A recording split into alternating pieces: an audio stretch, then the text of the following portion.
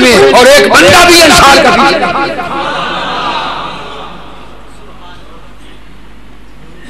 وما نکرہ ان نلقی العدو، اور یا رسول اللہ ہم بزدل بھی نہیں انصار، ہم دشمن کو للکارنے میں بہت خوش ہوتے ہیں.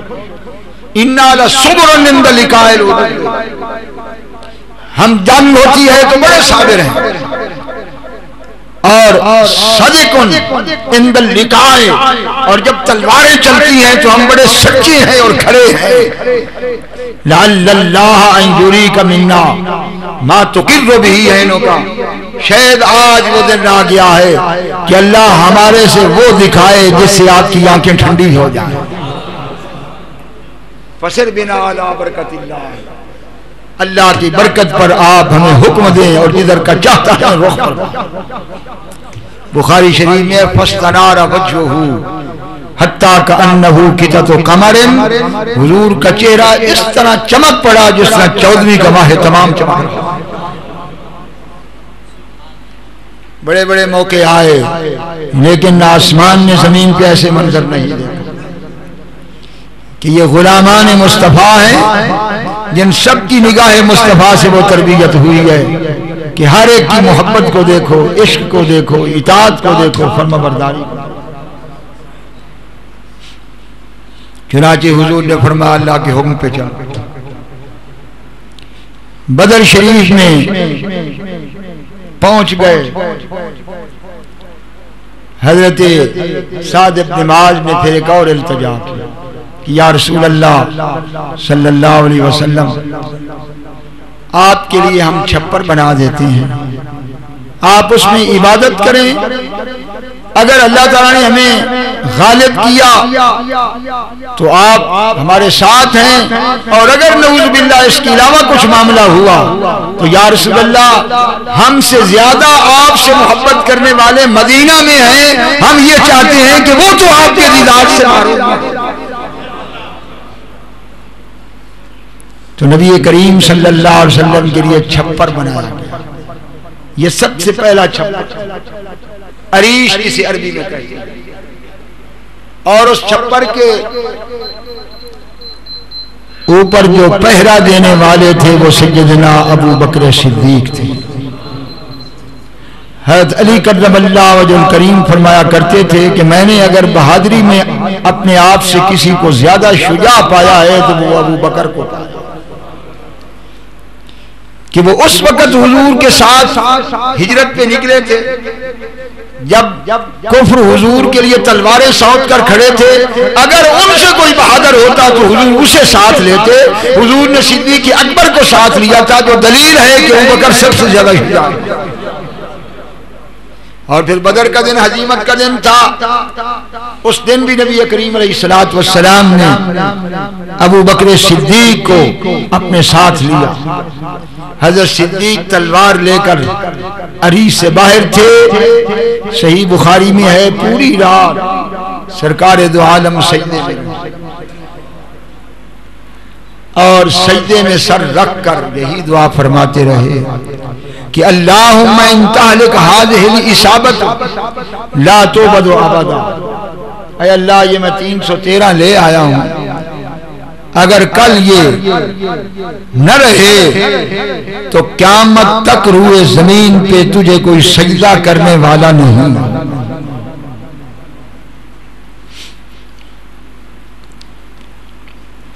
میں ان سے گزارش کرتا ہوں جو صحابہ کرام کو خاص اہمیت نہیں دیتے. سنیوں میں بھی کچھ طبقے پیدا ہو رہے ہیں. میں ان سے پوچھتا ہوں کہ یہ صحیح بخاری کے الفاظ ہیں کہ اگر یہ 313 نہ رہے تو لا تعبد ابدا، کہ قیامت تک تیری عبادت نہیں ہوگی، تجھے کوئی سجدہ کرنے والا نہیں ہوگا. یہ وہ ذات اقدس فرما رہی ہے جو اپنے نور نبوت سے قیامت تک کو دیکھ رہی ہے. یہ کسی امام کا قول نہیں ہے، یہ سید الانبیاء کا فرمان. اب تم ہی بتاؤ کہ ان کو تاریخ میں اس طرح مسخ کر دینا کہ ان کا تو کوئی حصہ ہی نہیں ہے. صرف 10 محرم کے واقعات کو پیش نظر رکھنا یہ قرین انصاف نہیں ہے۔ میں کہتا ہوں سیدنا امام علی مقام کی شان اس لیے بلند ہے، غور سے سننا میری بات، اتنا ٹائم نہیں کہ میں تاریخی واقعات کا تقابل کروں۔ سیدنا امام علی مقام کا مقام صحابہ کے بعد اس لیے بلند ہے کہ جس اسلام کی عمارت کی تکمیل خلفائے راشدین نے اور اصحاب رسول نے اپنے خون کے ساتھ کی تھی، اس کو گرنے نہیں دیا، امام علی مقام نے اسے سنبھال لیا، ورنہ اس کی تکمیل تو اصحاب رسول جن کی قربانیوں کو دیکھو اور جن کی شان کو دیکھو کہ اگر یہ 313 نہ رہے تو لا توبد ابدا، قیامت تک تیری عبادت نہیں ہوگی۔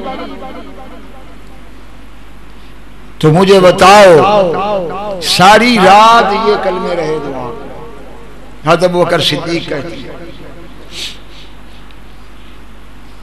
تو اگر اسلام آج تک ہے، مسجدیں ہیں، خانقاہیں ہیں، دارالعلوم ہیں، سجادگان ہیں، حفاظ و قاری ہیں، تو قیامت تک صوفیوں کے چلے، اولیاء اللہ کے وظیفے، سادات کرام کے مقامات، دارالعلوم، آذانیں، یہ جتنی ہو رہی ہیں یہ ان 313 کے قدموں کا صدقہ ہے کہ بڑے بڑے۔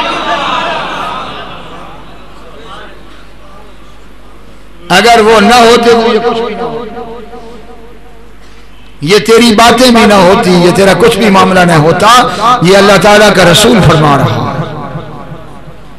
جب رات ڈھل گئی تو صدیق اکبر سے رہا نہ گیا، دیکھا کہ حضور سجدے میں پڑے ہیں، رو رہے ہیں اور یہی دعا فرما رہے ہیں، تو صدیق اکبر نے پیچھے سے آ کر حضور کی کمر کو پکڑ لیا اور کہا قد آلہت علی ربک یا رسول اللہ، یا رسول اللہ آپ نے رو رو کر اپنے رب کے سامنے حد کر دیا، پوری رات گزر گئی، حسبک اللہ، بس کریں یا رسول اللہ، آپ کا اللہ آپ کو کافی ہے۔ یہی جملے صدیق اکبر کی زبان سے نکلے، یہی جبریل لے کے آئے، یا ایھا النبی حسبک اللہ ومن اتبعک من المؤمنین، اے پیارے نبی تجھے بھی اللہ کافی ہے اور جو ایمان والوں میں سے تیرے پیچھے کھڑا ہے اسے بھی اللہ کافی ہے۔ حضور علیہ السلام اٹھے، حضور نے کہا ابو بکر یہ نہ سمجھ کہ مجھے یقین نہیں ہے، فرمایا میرے ساتھ۔ حضور باہر نکلے، خط کھینچے، فرمایا ھذا مسلو فلان، ھذا مسلو فلان، یہاں ابو جہل مرے گا، یہاں امیہ مرے گا، یہاں عتبہ ہوگا، یہاں فلاں ہوگا، یہاں فلاں ہوگا۔ حضور نے خط کھینچ کے رکھ دیے۔ عبداللہ ابن مسعود فرماتے ہیں خدا کی قسم جہاں جہاں خطوط کھینچے تھے کوئی ایک تنکے کے برابر بھی اس سے آگے نہیں گیا۔ اللہ تعالیٰ کے وعدے پر حضور کو یقین تھا، لیکن یہ حق ہے اللہ کا کہ وہ وعدہ بھی فرمائے تو بندے کا کام ہے عاجزی کرنا، انکساری کرنا، اس کے در پہ جھکنا، کیونکہ وہ بڑا بے نیاز ہے۔ انتم الفقراء الی اللہ واللہ هو الغنی الحمید، اے لوگو تم سب کے سب اس کے محتاج ہو اور وہ غنی حمید۔ اور یہ حضور کی عاجزی اور انکساری کی انتہا تھی۔ اور جب میدان بدر شروع ہوا تو آسمان بھی ہل گیا اور اللہ تعالیٰ نے حکم دیا فرشتوں کو جاؤ، تو بخاری جلد دوم میں حضور نے فرمایا کہ یا ابا بکر، فرمایا ابو بکر ادھر آ، قد جاء نصر اللہ، آسمان سے اللہ کی مدد آ گئی۔ ھذا جبریل آخذ بعنان فرسہ علی ثنایاہ الغبار، فرمایا یہ جبریل کھڑا ہے، دیکھ لے، اپنے گھوڑے پر سوار ہے اور ہتھیار لیے ہوئے ہے اور فخر محسوس کر رہا ہے کہ بدر کی مٹی اس کے دانتوں پہ لگ گئی۔